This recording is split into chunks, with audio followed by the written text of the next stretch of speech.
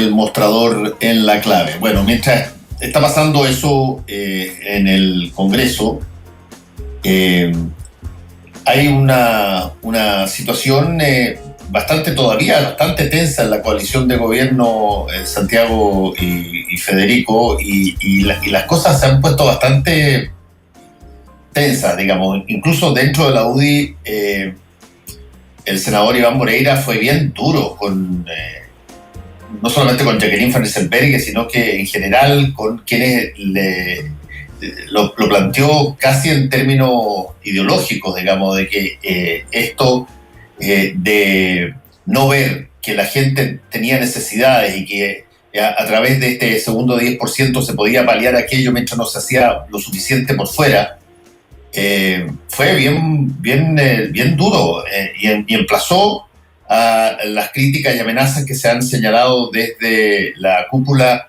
de su propio partido. Yo no sé cómo va a terminar esto en caso de que haya una respuesta afirmativa en el Senado, como se prevé,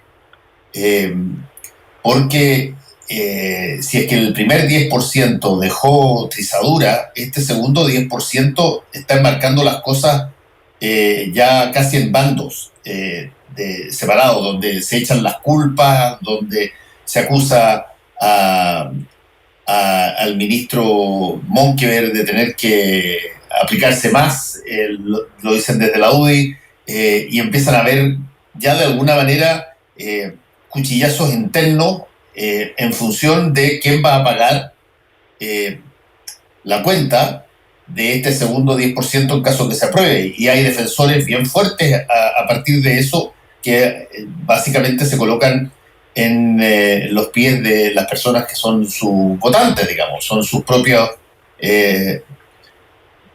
sus propias comunidades y territorios que están necesitando recursos rápidos e inmediatos. Así es que las AFP, el 10% de las AFP no solamente ha generado una discusión económica muy grande, no solamente ha generado incluso en la propia oposición diferencias bien fuertes entre algunos economistas y algunos políticos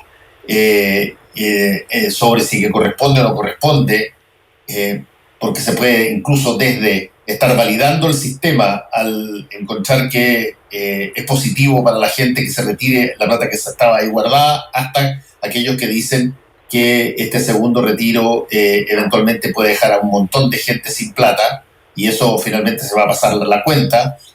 Y en la coalición de gobierno, ya lo dije, la cosa está mucho más acerada, mucho más dura, porque, bueno, son los que, de alguna manera, los votos que determinan que se pueda o no se pueda hacer este retiro. Mira, mi opinión es que aquí tenemos un doble problema, ¿no? Primero tenemos un problema de transparencia.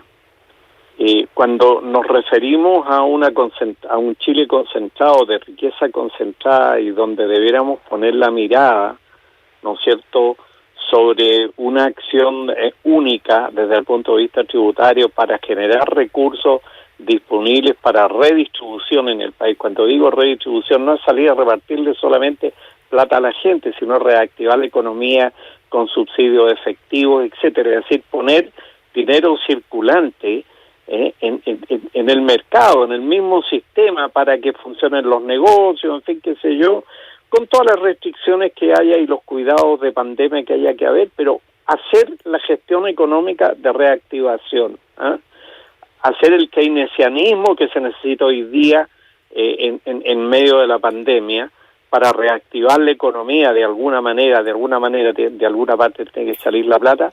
Tenemos un problema. Y tenemos el problema que el presidente de la República no toma iniciativas, pero es uno de los hombres más ricos de este país.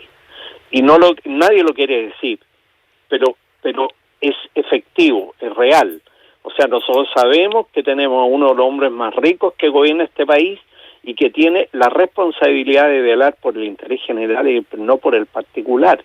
Y entonces hay aquí una primera contradicción ética que golpea brutalmente al interior de la propia coalición de gobierno, porque en la coalición de gobierno se dan los principios básicos de la representación. Ellos representan sectores, representan los sectores más ricos, más acomodados, y también gente de clase media e incluso gente popular. Y entonces no me extraña la posición de Moreira, que ha sido siempre de los sectores más, ha representado los sectores más difíciles, ¿no es cierto?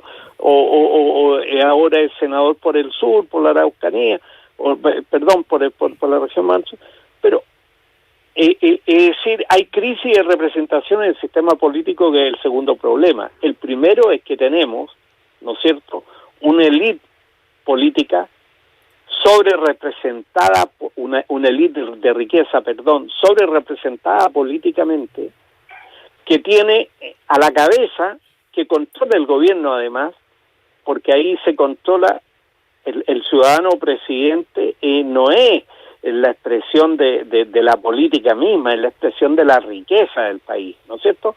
Aunque tiene sus particularidades de enfoque, pero ese es un tema que está puesto ahora, ¿no es cierto?, en medio de la pandemia, en medio de la crisis. Y en segundo lugar está la representación política global, ¿no es cierto?, que tiene el Chile Vamos y que hace los problemas que estamos enfrentando. Pero hay un tercer elemento que yo quiero subrayar, y es la inutilidad política de la oposición para montar, ¿no es cierto?, un análisis económico que haga transparente lo que yo llamo la maniobra en la crisis. La maniobra en la crisis. ¿Por qué? Porque cuando hay una crisis, todos los poderes maniobran. Y uno de los poderes fundamentales que maniobra es el económico. ¿Dónde coloco? ¿Dónde pongo? ¿Con qué resguardo? ¿Dónde uso mi poder para bloquear? Y entonces, hace pocos días circulaba, ¿no es cierto?,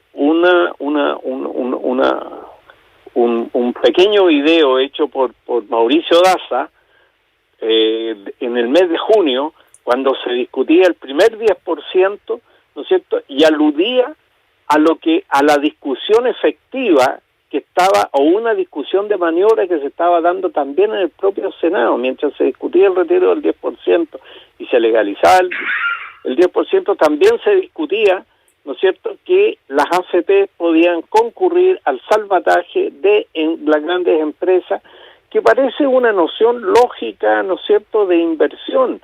Puede ser una decisión país, ¿por qué no? ¿Por qué no podemos hacerlo? A mí me parece bien, pero eso tiene que ser transparente dentro del sistema. Y lo que no está ocurriendo es que haya efectivamente un poder controlador en la sociedad que nos quite las vendas o las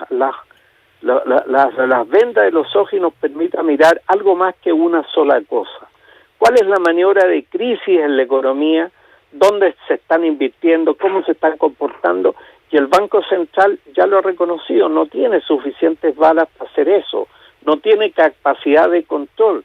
Y entonces es uno de los puntos de fondo sobre el manejo de las mejoras incluso constitucionales que vendrán, porque esta economía no tiene transparencia, hay demasiado rico, demasiado concentrado, la gente no tiene dinero y en la maniobra de crisis, ¿no es cierto?, se recurre al recurso más abundante, que son fondos sociales, y la gente va a buscar el 10%, el segundo 10%. Pero ¿y el resto de la economía? Si la economía chilena es grande, es potente, está reconocida como tal, y no tenemos, y lamentablemente tenemos un presidente que no hace transparencia sobre eso, o no se preocupa, o no deja una huella ética para darle estabilidad al país. No, y es peor aún, Chavo, siguiendo la concatenación lógica, es aún peor. Las últimas declaraciones del presidente son de plena satisfacción de la cantidad de medidas sociales que se han hecho. Él estima que se ha establecido y se ha implementado una verdadera batería de medidas sociales de apoyo y protección de la gente, de un colchón de soporte para la gente. Esa es su visión. Entonces, estamos en un país muy loco, un poquito esquizofrénico, ¿no? Un presidente de la República que dice que ya se ha hecho todo y que la gente con todo lo que se ha hecho debiera estar bien. Ese es el subtexto. Y por otro lado, la gente que estima que, porque es la que vive el día a día, que está mal y que no tiene recursos y que por eso exige otro 10%, que sabemos que es una pésima solución, pero eso mejor que nada, ¿no? Sí, bueno, hubo en algún momento dado, hubo alguna alternativa que pudiera haber hecho que esto no ocurriera, digamos. Se presentó incluso un proyecto de renta básica universal temporal que podría tener un monto cercano o superior, inmediatamente superior al salario mínimo, y bueno, se rechazó. No hubo ningún tipo de posibilidad de discutirlo siquiera.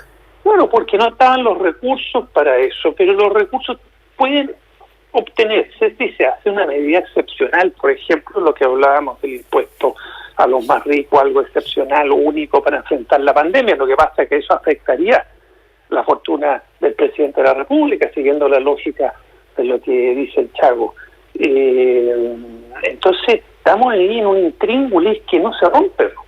Ya, pero la razón por la cual eso no se produce, o llamémoslo así, la razón por la cual hay resistencia a ese impuesto a los super ricos no tiene que ver necesariamente con que el presidente sea multimillonario, No lo sabemos.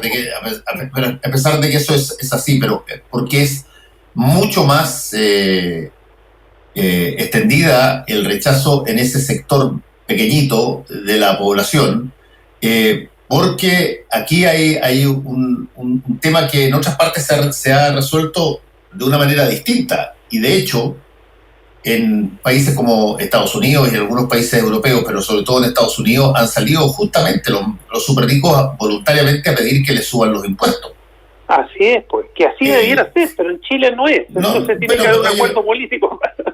Sí, no sé si que en Chile solamente, pero la resistencia a utilizar fondos propios en materia de ayuda es una cosa muy, muy grande, porque uno siempre de alguna manera espera que ese tipo de cosas salgan de ese mantra que se ha puesto desde hace ya bastante tiempo en términos económicos en la cabeza de las personas, de los fondos focalizables. Y que por lo tanto tú no puedes tener un cambio de reglas que signifique generar un impuesto extra abierto a todas las personas para que para paliar o enfrentar algún tipo de cosas, sino que la única forma en que eso puede hacerse se hace a través de lo que se denominaban históricamente y se siguen denominando así, fondos focalizables, muy precisos, muy de atingente, muy que vayan a exactamente lo que se necesita. Y el problema de los fondos focalizables no solamente está en que, muchos de ellos no resultan porque la cantidad de gente que necesita esos fondos es muy superior a la que le llega. Claro, y además porque el Estado ha demostrado tener poca musculatura y expertise en repartir dinero muy focalizado. Entonces, no llegan, o llegan mal, se quedan en el camino, etcétera, etcétera. Por eso es que la idea de este ingreso mínimo universal era una muy buena idea, pero no estaban los dineros. Entonces, imagínate lo perdida que está la clase política. Cuando digo clase política, son todos aquellos que están, muchos de ellos, no todos, pero muchos de ellos defendiendo intereses. Porque, ¿te acuerdas la idea que para financiarlo, en vez de lo obvio, que es pedirle una contribución única a los que tienen en exceso, a los que tienen más de lo que puedan gastar muchas generaciones de sus familias, y son fortunas inconmensurables, en vez de pedirles a ellos el esfuerzo, querían aumentar el IVA? ¿Te acuerdas? Si eso era, querían aumentar el IVA, entonces ahí se trancó todo, porque todos dijeron, bueno, pero ¿cómo? Si el IVA es regresivo, lo pagan hasta los más pobres, sobre todo los más pobres en proporción a sus ingresos. ¿Cómo vamos a aumentar el IVA para pagar el ingreso mínimo universal? Es absurdo. Bueno, ahí están cotos, ¿no?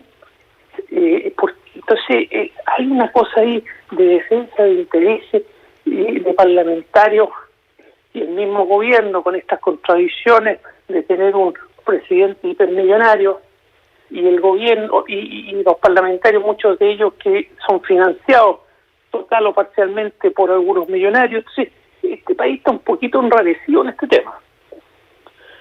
Mira, yo creo que además hay un tema bien de fondo, y es que se demuestran los principios orientadores del sistema. Ahora que hablamos de un proceso constituyente, hablamos de un enfoque de largo plazo, además, el famoso principio de la subsidiariedad no es nada.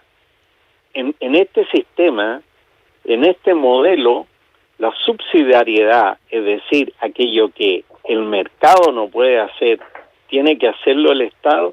Si el Estado reparte, en primer lugar, bienes simbólicos antes que bienes materiales. El Estado está, en primer lugar, para producir condiciones para que la sociedad se exprese de manera libre, con toda su energía, pero bajo ciertos principios esenciales, uno de los cuales es la igualdad y la dignidad de las personas, ¿no es cierto? No permitir la concentración. Si los fondos sociales, los fondos de la gente han servido para concentrar el poder económico, y el poder económico, cuando es interpelado a una acción de subsidiariedad solidaria, en este caso, y se le dice, oiga, necesita ponerse, no, que la ponga el Estado, pero si el Estado no tiene, no, bueno, pero que la ponga el Estado, si ese es el principio de la subsidiariedad, lo que no puede el mercado lo pone el Estado, y el Estado no tiene musculatura, no tiene plata, no tiene nada, o sea, no somos nada, no somos comunidad, no somos nación, no somos nada. Yo de verdad creo que las cosas han empezado a ordenarse. El 25 de octubre, el primer mandato es que el constituyente es el pueblo, es la gente, no es este concepto ambiguo de nación. El segundo tiene que ser, es que hay ciertos principios esenciales por los cuales el Estado de Chile debe regirse. El primero es el de la libertad, el segundo es de la igualdad, el tercero es de la dignidad, y el cuarto el de la transparencia y el derecho social a la información. Supra derechos constitucionales. ¿Por qué? Por una razón muy simple, porque es cierto, el problema no es el presidente de la República y que sea muy rico, pero las medidas que toma el gobierno, lo que distribuye el gobierno, las oportunidades que distribuye la élite política, la iniciativa que tiene el gobierno, tiene que estar sometida al control, y no sabemos cuál es la maniobra que están haciendo, no sabemos cuáles son las maniobras para enfrentar la crisis. Eso se llama maniobra de crisis, y eso existe en la realidad, con la economía, con las Fuerzas Armadas, con el poder el poder en la calle, etcétera. Existe en el manejo de la sociedad, y esa es la responsabilidad hoy día del gobierno. El gobierno no lo hace. Entonces, vamos siempre al raspado de la olla, al raspado de la olla, al raspado de la olla.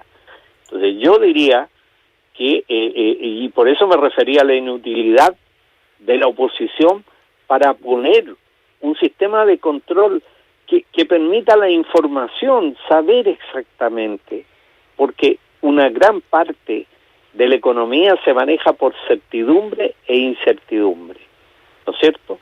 Cuando hay incertidumbre, el manejo es más atolondrado. Cuando no hay certidumbre, la gente no sabe si va a poder llegar a fin de mes, si va a poder tener dinero, si va a llegar a la Pascua bien, si va a poder mandar a los hijos al colegio, si va a tener casa que vivir, que no se la van a rematar. Hay muchas cosas, y entonces está el IVA, están los impuestos a los más ricos. Pero hay muchas cosas más en la administración. Seguimos pagando pan con IVA, huevos con IVA, aceite con IVA, ¿o no? ¿No seguimos pagando todos los servicios con IVA? ¿Quién de la gente popular descuenta impuestos, Fernando? Nadie. ¿Quiénes pueden descontar impuestos? Las grandes empresas que se coluden, que alzan los precios, en fin. Entonces tenemos una discusión de fondo, y la élite económica no quería llegar a la discusión del modelo, pero por su inercia, por su inactividad, ¿no es cierto?, se va a llegar a la discusión de fondo del modelo económico. Y entonces ya estamos teniendo que discutir el principio de la subsidiariedad, que les parece tan fantástico. Bueno, no sirve. ¿Por qué? Porque no tenemos un Estado con musculatura, y con musculatura para imponer soluciones. ¿Por qué? Porque la representación política está mala. Y lamentablemente, vuelvo a insistir sobre este punto, el presidente de la República es Rico Forbes, está en la lista. Ford es de los más ricos. Y yo no sé, entró con 2.500 millones, dicen, de dólares de fortuna. ¿Con cuántos va a salir? ¿Va a haber perdido plata o va a haber ganado plata en esta pasada? No sé.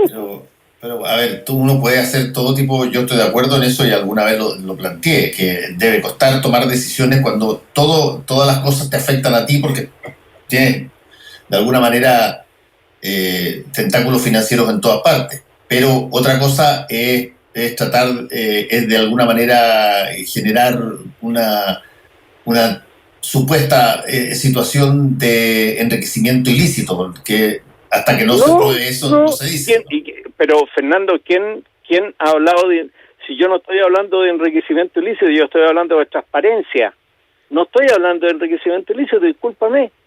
Estoy hablando de transparencia. He dicho derecho social a la información en medio de una pandemia de carácter sanitario y además de una crisis enorme desde el punto de vista económico. Los ciudadanos, todos los ciudadanos, tienen derecho a tener acceso a la información transparente, real, y es un acto de ética pública de los gobernantes, además, exponer sus situaciones. Nosotros nunca hemos tenido declaraciones, siquiera de patrimonio, que no sean relativamente claras respecto de las cosas. Y no lo digo solamente por Piñera, ojo, no lo digo por el actual presidente, pero que nos gastamos tinta discutiendo el famoso fideicomiso ciego que terminó en tuerto y que ha terminado y que nunca subimos de nada, ha sido grande. Por lo tanto, yo no he hablado de enriquecimiento ilícito, yo he hablado de transparencia de la información, y yo no sé quién sale más rico y quién sale más pobre de la crisis que, por cierto, tiene más pobre al pueblo de Chile, ¿ya? A la mayoría de la gente, ¿ah?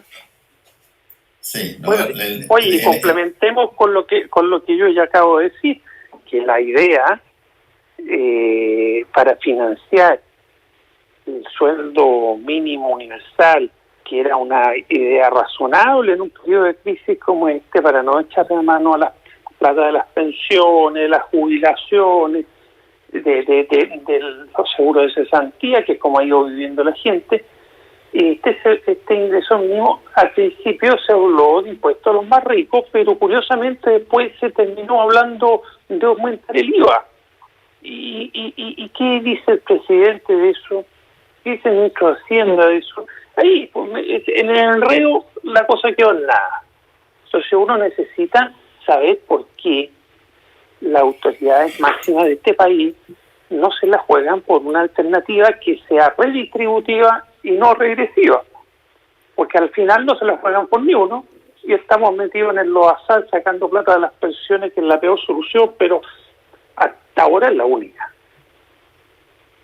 Eso es transparencia. ¿Por qué no inician un proyecto de ley y ponen a andar toda la maquinaria estatal para dar soluciones distintas y mejores? Y el presidente lo que dice fue sus últimas declaraciones.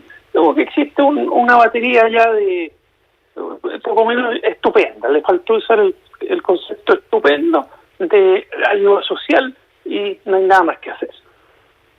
Raro. A mí eso me huele muy raro y falta información ahí.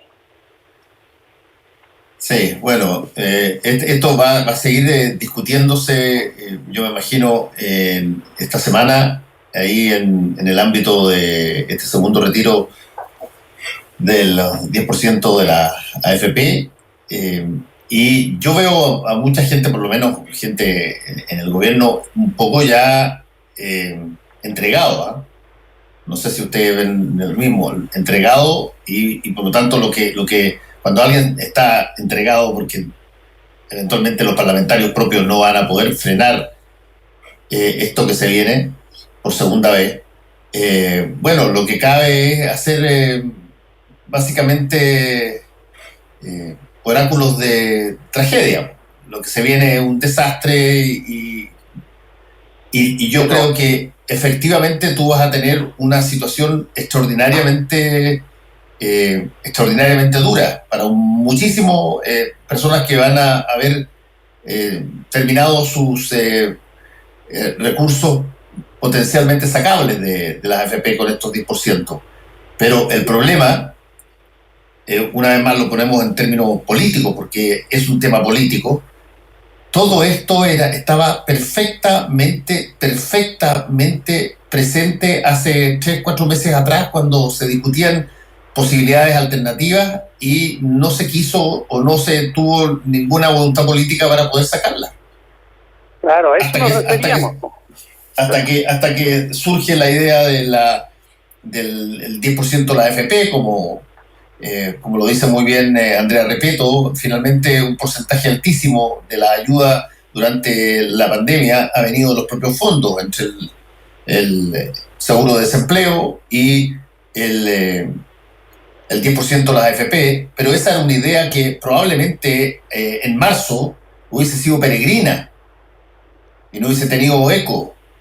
Pero cuando tú lo viste una y otra vez y después sacas un primer 10%, propones un segundo 10% y todavía aún así, básicamente la comunicación pública oficial consiste en felicitarse y mostrar tablas de cómo efectivamente lo hicieron el desjueve.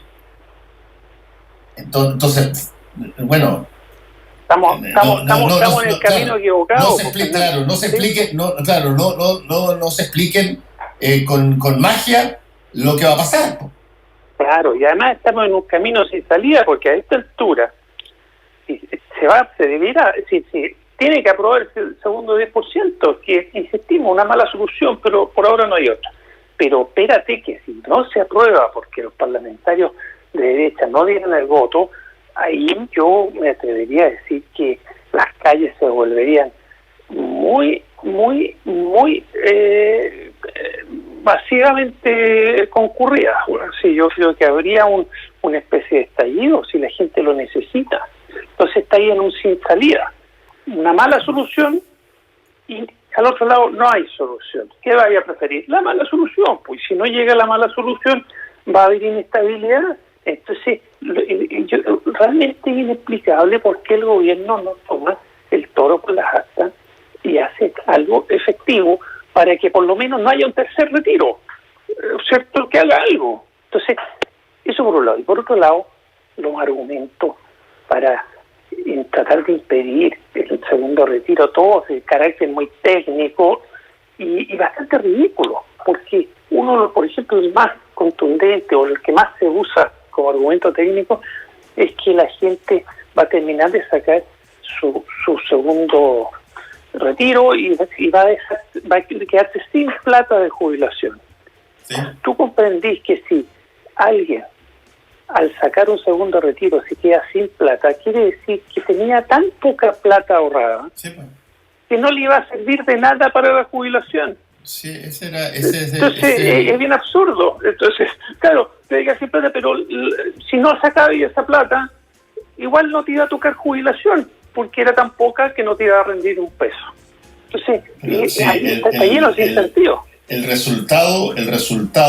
éxito o no éxito del resultado del sistema de las AFP se básicamente condensa en esa frase. Cuando tú tienes que eventualmente 8 millones de personas van a quedar sin ningún peso, sin ningún peso en sus cartolas, después de sacar el 10% 2 veces.